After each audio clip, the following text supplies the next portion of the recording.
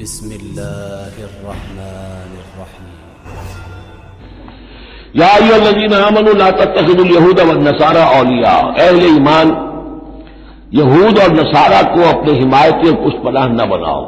بعضهم اولیاء بعض، وہ خود ایک دوسرے کے ان میں سے بعض کے پشت پناہ ہیں، مددگار ہیں. اس کے بارے میں حال ہی میں نے رائے ظاہر کی ہے کہ یہ در حقیقت پیشین گوئی تھی جو اس دور میں آ کر پوری ہوئی ہے. جب قرآن نازل ہوا ہے تب تو صورت وہ تھی جو ہم پڑھ آئے ہیں کہ اغرینا بینہم العداوۃ والبغضاء الی یوم القیامہ، ہم نے تو ان کے مابین دشمنی اور بغض پیدا کر دیا. دشمنی رہی ہے شریر ان کی آپس میں، اور کچھ تو خون ہوتا رہا ہے. لیکن یہ کہ ایک پیشین گوئی تھی جو پوری ہوئی ہے اس صدی میں آ کر. بالفور ڈکلیریشن کے بعد سے صورتحال یہ بنی ہے کہ ان کا گٹھ جوڑ شروع ہوا ہے، اور پھر اسرائیل کی حکومت قائم ہوئی ہے، اور وہ ہوئی ہے برطانیہ کے زیر اثر اور امریکہ کے زیر اثر، اور اب بھی اگر وہ قائم ہے تو اصل میں انہیں عیسائیوں کی سپورٹ کی وجہ سے قائم ہے. وہ عیسائی سپورٹ کیوں کر رہے ہیں کہ ان کے ممالک کی ساری معیشت کو یہودی جو بینکرز ہیں انہوں نے قابو میں کیا ہوا ہے.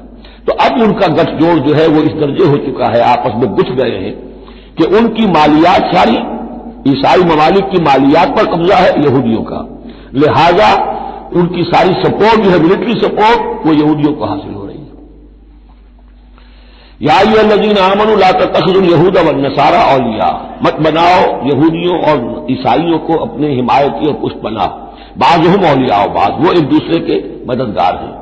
ومن یتولہم منکم، اور جو کوئی تم میں سے ان سے دوستی رکھے گا، ان سے پیکٹ کرے گا، ان سے اپنی حمایت تلاش کرے گا، فإنہ منہم، وہ انہی میں سے شمار کیا جائے گا.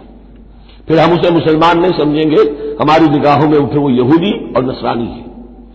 ان اللہ لا یہدی القوم الظالمین، اللہ ایسے ظالموں کو ہدایت نہیں دیتا. آج ہماری جو ہے اکثر ممالک کی پالیسی کدھر جا رہی ہے اور قرآن کا فتویٰ کیا ہے اس پر وہ آپ کے سامنے آ گیا.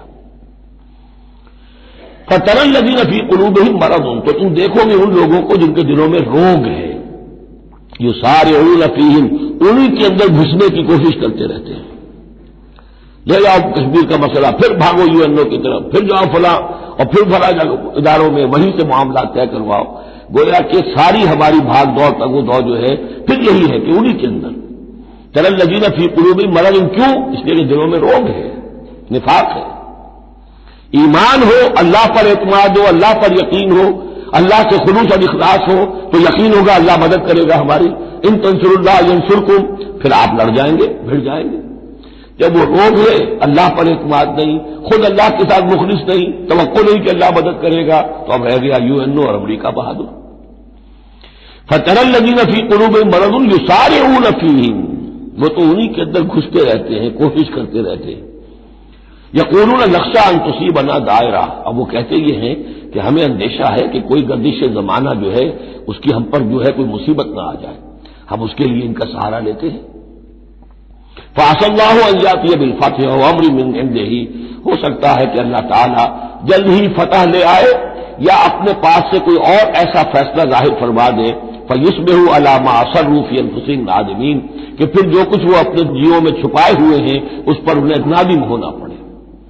انہیں معلوم ہو جائے گا کہ جن پہ تکیہ تھا وہی پتے ہوا دینے لگے، پتہ چل جائے گا کہ وہی سب ہیں کہ جو اصل دھوکہ دے رہے ہیں کہ جن پر ہم نے سارا تکیہ رکھا تھا.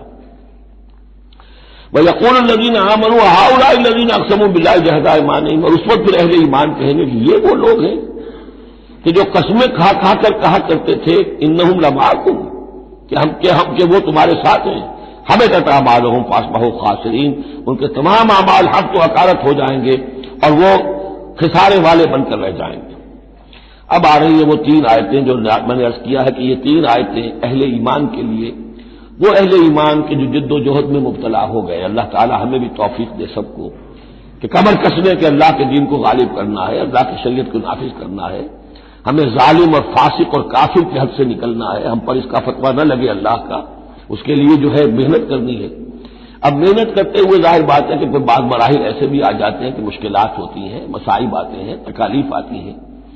اگر اس مصیبت اور مشکل اور تکلیف میں آدمی کے قدم لڑکھڑانے لگے اور وہ کچھ پسپائی اختیار کرنا شروع کرے تو یہ جو ایک نفسیاتی کیفیت ہے، جو لوگ اس میں مبتلا ہو گئے ہوں، یہ ان سے 3 آیتیں ہیں خطاب کرنے والی اہم ترین. یا ایھا الذین آمنوا من یرتد منکم عن دینہ، اے ایمان والو جو کوئی بھی لوٹ گیا تم میں سے اپنے دین سے، فسوف یاتی اللہ بقوم، تو ان قریب اللہ تعالیٰ تمہیں ہٹا کر ایک ایسی قوم کو لے آئے گا، یحبہم، جنہیں اللہ محبوب رکھے گا، ویحبونہ، اور جو اسے محبوب رکھیں گے، اذلۃ علی المؤمنین، وہ اہل ایمان کے حق میں بہت نرم ہوں گے، اعزۃ علی الکافرین، کافروں پر بہت بھاری ہوں گے، جو جاہدون فی سبیل اللہ، اللہ کی راہ میں جہاد کریں گے، ولا یخافون لومۃ لائم، اور کسی ملامت کرنے والے کی ملامت کا کوئی خوف نہیں کریں گے. اب یہاں چونکہ لفظ یرتد آ گیا ہے تو ایک کوئی ارتداد ہے قانونی ظاہری، ایک شخص اسلام کو چھوڑے کافر ہو جائے، یہودی ہو جائے، نصرانی ہو جائے، ہندو ہو جائے، یہ تو قانونی مرتد ہے. ایک ارتداد ہے الٹے پاؤں پھرنا شروع کر دینا، پسپائی اختیار کرنا. اوپر تو اسلام کا لبادہ ہے، لیکن پہلے جد و جہد میں لگے ہوئے تھے، محنتیں کر رہے تھے، وقت لگا رہے تھے، ایثار کر رہے تھے، انفاق کر رہے تھے، بھاگ دوڑ کر رہے تھے. اب کوئی آزمائش آئی ہے، چھٹک کر کھڑے رہ گئے ہیں. کلما ادا لہم مشوفی فاذا ازلم علیہم قاموا، اور نہ صرف کھڑے رہ گئے ہیں بلکہ اب کچھ پیچھے ہٹ رہے ہیں. یہ جو ایک کیفیت ہے، تو فرمایا کہ تم یہ نہ سمجھو اللہ تمہارا محتاج نہیں ہے، تم اللہ کے محتاج ہو. تمہیں اپنی نجات کے لیے اپنے اس فرض کو ادا کرنا ہے. اگر تم نے پسپائی اختیار کی تو اللہ تمہیں ہٹائے گا اور کسی اور قوم کو لے آئے گا، کسی اور کے ہاتھ میں اپنے دین کا جھنڈا تھما دے گا. یا ایھا الذین آمنوا من یرتد منکم عن دینہ فسوف یاتی اللہ بقوم، اللہ لے آئے گا کسی اور قوم کو، یحبہم، اور یہ جو 3 جوڑے آئے ہیں، اللہ ان سے محبت کرے گا، وہ اللہ سے محبت کریں گے. اللہم ربنا اجعلنا منہم، اہل ایمان کے حق میں بہت نرم ہوں گے. ہو حلقہ یارہ تو بریشم کی طرح نرم، اور رزم حق و باطل ہو تو فولاد ہے مومن. اعزۃ علی الکافرین، کافروں پر بہت سخت ہوں گے. یہی بات آئی ہے پھر سورہ فتح کے اندر بھی، اشداء علی الکفار رحماء بینہم، آپس میں بہت رحیم اور شفیق، کفار پر بہت سخت.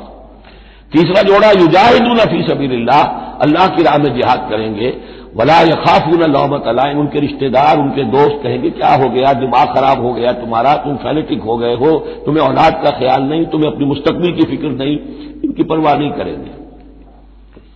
پھیرا نہیں واپس کوئی فرمان جنوں کا، اور تنہا نہیں لوٹی کبھی آواز جرس کی.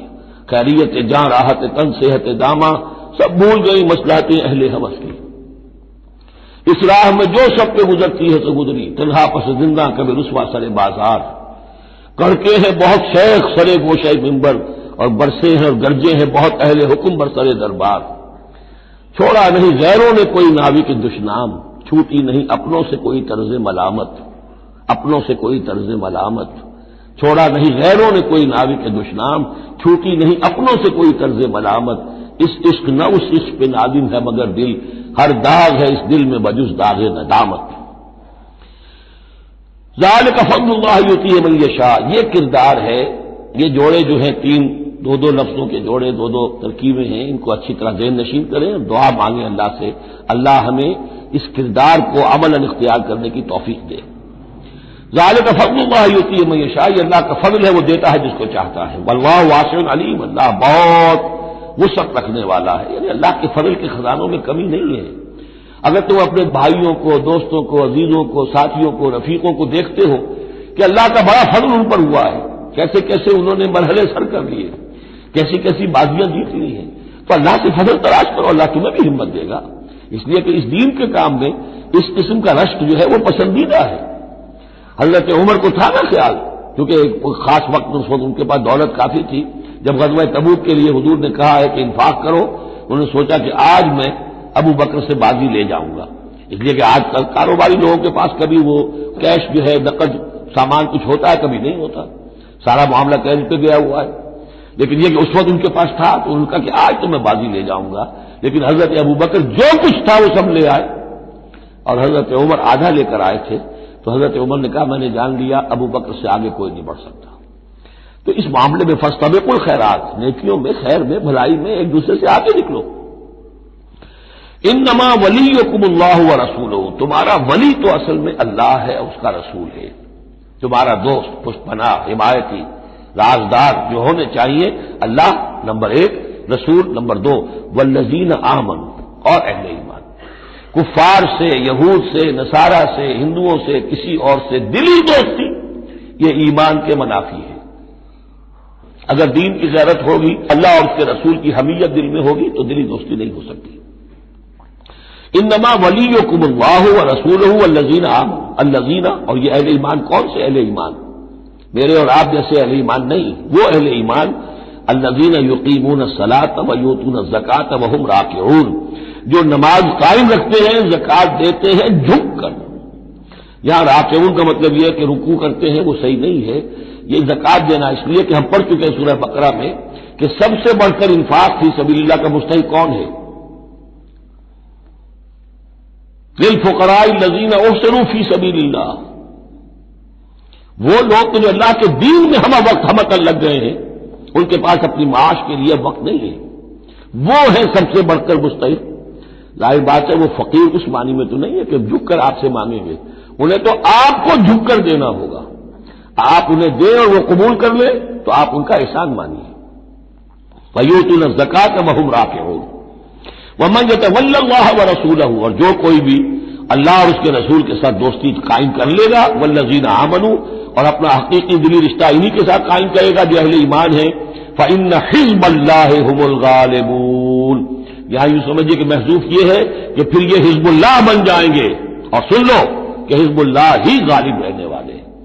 یہ شرائط پہلے پوری کی جائیں، یہ تمام معیارات جو ہیں ان پر پورا اترا جائے، پھر یقیناً اللہ تعالیٰ کا یہ وعدہ ہے فَإِنَّ حِزْبَ اللَّهِ هُمُ الْغَالِبُونَ، یقیناً پھر حزب اللہ جو ہے وہی غالب رہے گی۔